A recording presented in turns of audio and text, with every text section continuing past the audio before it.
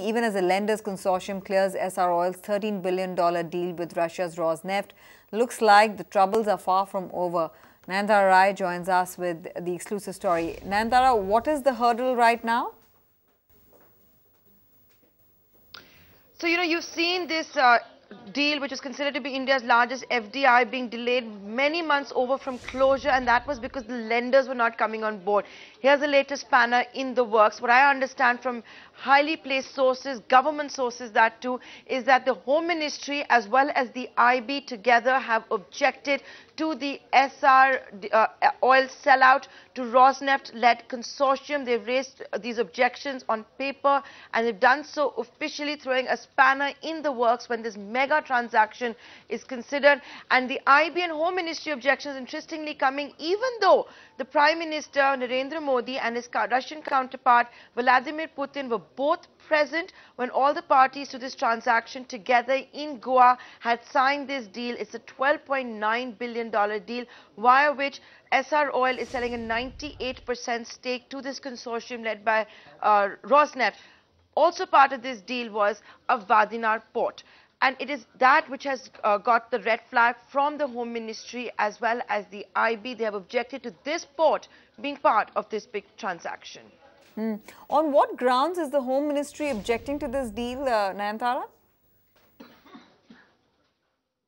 So this is what I understand from my sources. The Vadinar port being objected by the Home Ministry and IB is on the back of national security concerns. They believe the Vadinar port is too close to Pakistan's border, and therefore India should not lose control of it.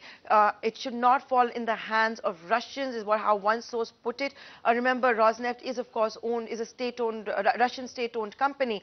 The second reason is there are 3 to 4 defense installations close to Vadinar, and that to the Vadinar point, and that is precisely why the Home Ministry as well as IB, citing national security reasons, have red flagged this transaction. They do not want the Vadinar port to be part of this 86,000 crore rupee deal between Essar and the Rosneft-led consortium.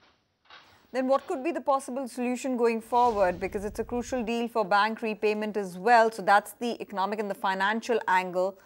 But, they're stuck with the geopolitical side and the risks there too. That's right. This is a deal that is so crucial to the banks. Last year, when Prashant Ruya and Rosneft had announced this deal, you had even seen someone like Chanda Kochhar call a press conference talking about how this is signaling is a great sign for banks like ICICI, which have an exposure to the Essar group.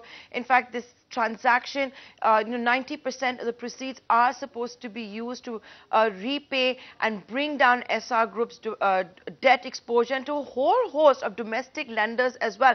So it's crucial for India's banking system, and that's the other, on the flip side, why the government, on the other hand, may want this deal to go through. On one side, of course, the very fact that the Prime Minister himself was present when it was signed and Vladimir Putin was there. So, there's a whole sanctity of the entire contract signing that did take place. But on the other side, it's going to be bad news for the banks.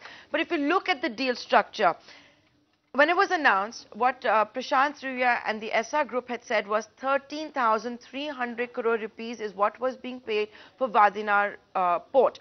So are we now looking at a situation where Vadinar port may have to be excluded, considering you have the Home Ministry and the IB raising national security concerns? That's something to keep watching out for. We at ET Now will be right on top of this big story. But given the geopolitical concerns, given the national security concerns, maybe the government will have no choice but to ask Essar Group to restructure the deal so that at least Vadinar port is left out of it. It is close to the Pakistan border. It has 3 to 4 defense installations near it. And in the interest of the Indian banking system, in the interest of this government committed to doing business, etc., will let the transaction go through in some form or the other. But this is, of course, the big headline. You might have got the green signal from 23 lenders, but now it's the IB and Home Ministry that are raising objections to this 86,000 crore rupee deal. And out to Essar Group. I should add that, Tanveer, before you let me go. Yeah, absolutely. I reached out to Essar Group. I've got a comment from them. They have said they have got all security, they've got all clearances from all the various government agencies, and they're saying the query that I reached out to them was for a different port, a different transaction. So we should also flag off the Essar Group spokesperson's response. But once again, senior government sources telling us they have major concerns about Badinar port falling into foreign hands. Find us on Facebook at facebook.com/ETNow and don't forget to click the like button. You can also follow us on Twitter at ETNow Live. To stay updated with all our programming, hit the subscribe button on our YouTube channel by logging on to youtube.com/ETNow.